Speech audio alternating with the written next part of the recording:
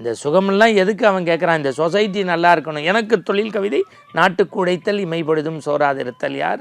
பராசக்தியின் மைந்தர். 2 வண்ணத்து பூச்சிகள் அவரை அப்படி உராசி கொண்டு போகிறது.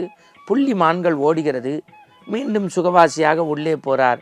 குதிரை தன்னுடைய மணிகளை அசைத்து அசைத்து கணைக்கிறது. தன்னுடைய இயல்புக்கு மீறி கணைக்கத் தொடங்கி மணிகளை கலகலகலகலகலன்னு அசைக்கத் தொடங்கியது. புத்தகம் வாசிக்கக்கூடிய அந்த மகாராஜா இறைவனை வேண்டிக் கொண்டு இந்த அபயத்திலிருந்து என்னை காப்பாற்று என்று படிப்பதில் இல்லாத சுகமா, நல்ல பழக்கத்தில் இல்லாத சுகமா, கெடுக்கின்ற பொருட்களில் நீ சுகத்தை வைத்தால் கேட்பதும் பிடிப்பதும் தகுமா. இறைவனை அடைவதற்கு யாகமும் மந்திரமும் ஜபமும் சடங்குகளும் மட்டுமல்ல, ஆன்மீகத்தை அழகு தமிழில் புரட்டி படிப்பது கூட ஒரு விதமான ஆனந்தம் என்று அண்மையில் படித்தேன். ஜென் புத்தகத்தை நிறைய வாசிக்கின்றோம். அவ்வப்போது ஜென்னை பற்றி நாம் இந்த ஆனந்த ஆரம்பத்தில் சிந்தித்திருக்கின்றோம். ஒரு ஜென் கதை உண்டு. குதிரை மணியோசை கொடுத்த பாடம். குதிரை மணியோசை கொடுத்த பாடம். இந்த தலைப்பை அப்படியே வச்சுக்கோங்க. பராசக்தியினுடைய பரம பிள்ளை யாரென்றால் பைந்தமிழ் கவிஞன் பாரதி. பாட்டுக்கோர் புலவன். அவன் எப்படி எழுதுவான்? எத்தனை கோடி இன்பம் வைத்தாய் எங்கள் இறைவா. யார்? சாப்பாட்டுக்கே கஷ்டப்பட்டவர். எல்லாவற்றையும் பார்த்து ஒரு மகிழ்ச்சி அடைவான். பராசக்திகிட்ட கூட என்ன கேட்பான்? காணி நிலம் வேண்டும் பராசக்தி, காணி நிலம் வேண்டும். அங்கே கோயில் சத்தம் கேட்கணும், மாட மாளிகை கூட கோபுரம் தென்னை மரம். அவன் அந்த பாட்டிலேயே அப்படி சொல்வான். இது இப்படியா? சொசைட்டிக்கு சொல்லடி சிவசக்தி என்னை சுடர்முக அறிவுடன் படைத்து விட்டாய், வல்லமை தாராயோ இந்த மாநிலம் பயனுற வாழ்வதற்கு. இந்த சுகமெல்லாம் எதுக்கு அவன் கேட்குறான்? இந்த சொசைட்டி நல்லா இருக்கணும். எனக்கு தொழில் கவிதை நாட்டுக்கு உடைத்தல் இமைப்பொழுதும் சோறாதிருத்தல் யார்? பராசக்தியின் மைந்தர். இதை அப்படியே வைங்க.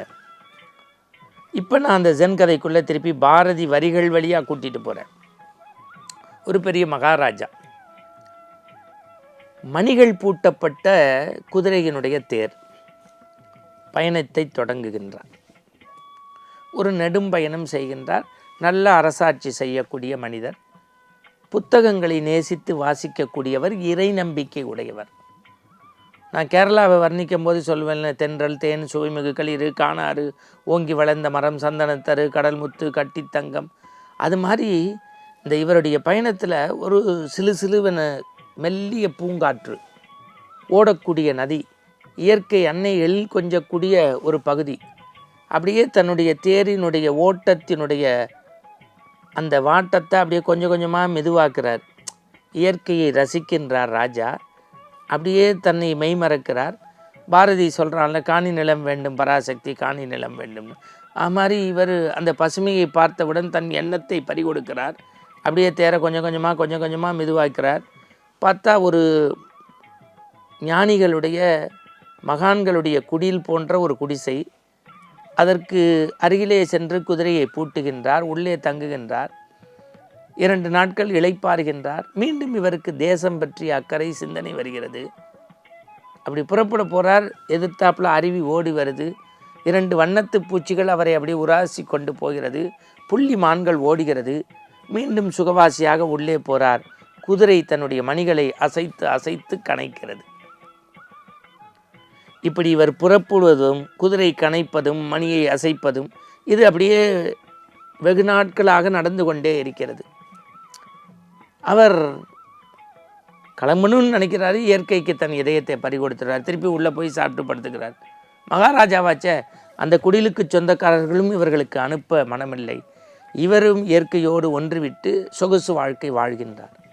ஆனால் ஒரு அதிகாலை பொழுது மலர்களெல்லாம் மலரத் தொடங்கியது. இந்த குதிரை தன்னுடைய இயல்புக்கு மீறி கணைக்கத் தொடங்கி மணிகளை கலகலகலகலகலன்னு அசைக்கத் தொடங்கியது. புத்தகம் வாசிக்கக்கூடிய அந்த மகாராஜா இறைவனை வேண்டிக் கொண்டு இந்த அபயத்திலிருந்து என்னை காப்பாற்று என்று சில பக்கங்களை புரட்டுகின்றார். அப்பொழுது அதில் சொல்கிறது, குதிரை மணியால் பேசுகிறது, மகாராஜா, நீ இன்றைக்கு வசதியை, வாய்ப்பை, வாழ்க்கையை எல்லாவற்றையும் அடைந்து விட்டாய். எனவே நீ இளைப்பாறுவதும் இயற்கையை ரசிப்பதும் மிகச்சிறந்தது. ஆனால் உனக்கு பின் நாடு இருக்கிறது, உனக்கு பின் மக்கள் இருக்கிறார்கள், உனக்கு பின் உன்னை நம்பி ஒரு தேசம் இருக்கிறது, அவர்களுடைய உழைப்பு வாழ்வாதாரம் எல்லாம் இருக்கிறது. சோம்பி கிடப்பது தீமை, பிறருக்கு தொண்டு செய்யாமல் கிடப்பவனாமை, நம்மை நாமே நல்வழிப்படுத்தின் உண்மை தெய்வம் உதவிக்கு வரும். என்ன வார்த்தை பாருங்க. சோம்பி கிடப்பது தீமை, பிறருக்கு தொண்டு செய்யாமல் கிடப்பவனாமை, நம்மை நாமே நல்வழிப்படுத்தின் உண்மை தெய்வம் உதவிக்கு வரும். டக்குன்னு நம்மால் விழிச்சிட்டான். ஓ, இந்த மண்ணில் நான் மட்டும் மகிழ்ச்சியோடு இருந்து வாழ்ந்து இயற்கையை அனுபவித்ததை ரசித்ததையே சுயநலமாக இருந்து என்ன பயன்? உண்மையான இறைபக்தன் என்றால் என் நாட்டை பற்றி, மக்களை பற்றி, அவர்கள் மகிழ்ச்சியை பற்றி நேசிக்க வேண்டும். எனவே இந்த குதிரை 5 அறிவு படைத்தது. அது குறிப்பால் குறிப்புணர்த்துகிறது. உடனே புறப்படுகின்றேன். மக்கள் பணி கூட ஒரு விதமான மகேசன் பணிதான்.